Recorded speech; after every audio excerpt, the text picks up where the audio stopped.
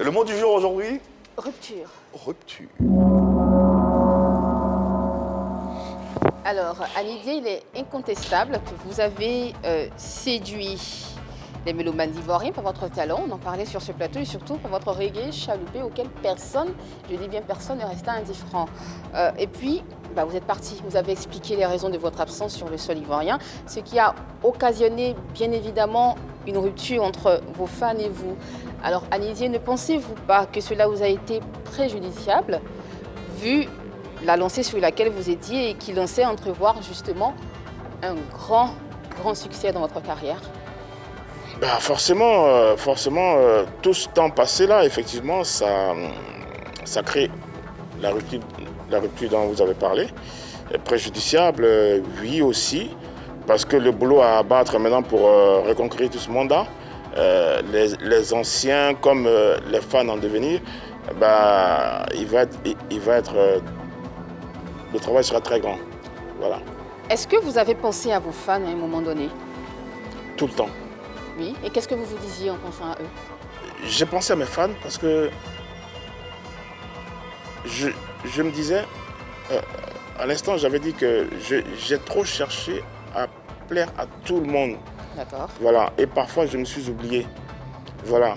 Et je me suis chaque fois demandé qu'est-ce que les gens vont penser, qu'est-ce que les gens pensent, qu'est-ce que les gens pensent de moi et tout, qu'est-ce qu'il faut que je fasse. Mais en même temps, il ne faut pas revenir parce que les gens vous réclament. Voilà. Si on vient alors qu'on n'a rien à proposer, il y a la pub et il y a la contre-publicité.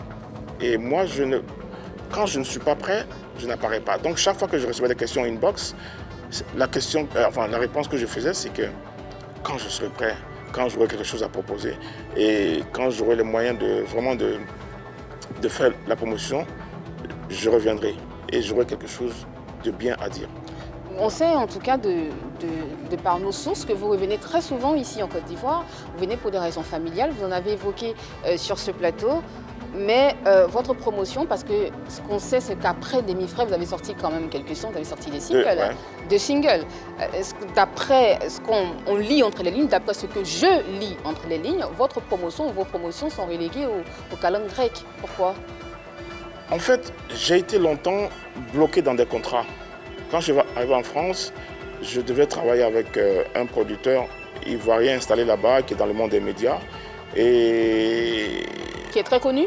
Qui est très connu. Vous ne direz pas son nom? Non, je ne dirai pas son nom. Non, c'est un frère. Mais longtemps, on a voulu travailler ensemble. Il a voulu travailler avec moi. Longtemps, il y a eu cet espoir. Il y a eu l'espoir d'une collaboration avec Joël Ursule, Stommy Bugsy, Passy et tout ça. Il y a eu ça. Et moi, j'y ai cru. Par la suite, j'ai rencontré Passy, que je fréquentais au secteur A à Sarcelles, que je rencontrais la communauté antillaise avec qui j'ai fait un groupe. On a fait des tournées ensemble et tout, en Allemagne, un peu partout et tout. Et après, j'ai rencontré une société italienne qui faisait c'était un tourneur en fait, qui m'a bloqué dans un contrat. Il n'y avait pas moyen de modifier les contrats? Vous étiez emprisonné? Ils étaient très procéduriers. Alors, si tu sors de ce truc-là, tu peux le payer très cher. Donc, il fallait aller jusqu'au bout. Et c'est quand ça, j'ai fini. Il y a des choses que je ne pouvais pas faire de moi-même. Voilà, parce que tu es leur produit en fait. Voilà. Et malheureusement, ça ne s'est pas soldé par les résultats que moi j'attendais. C'est en 2017 que j'ai fini avec tout ça. Et ça a commencé en quelle année en fait, ce contrat-là? Dernière question. Oui, bien sûr, Yves. Ouais. C'était de quelle année à quelle année?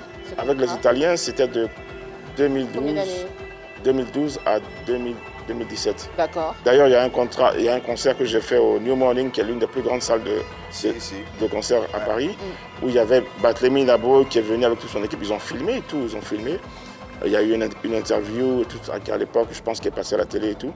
Mais ça avait bien démarré et puis après, voilà. Ça plongeait.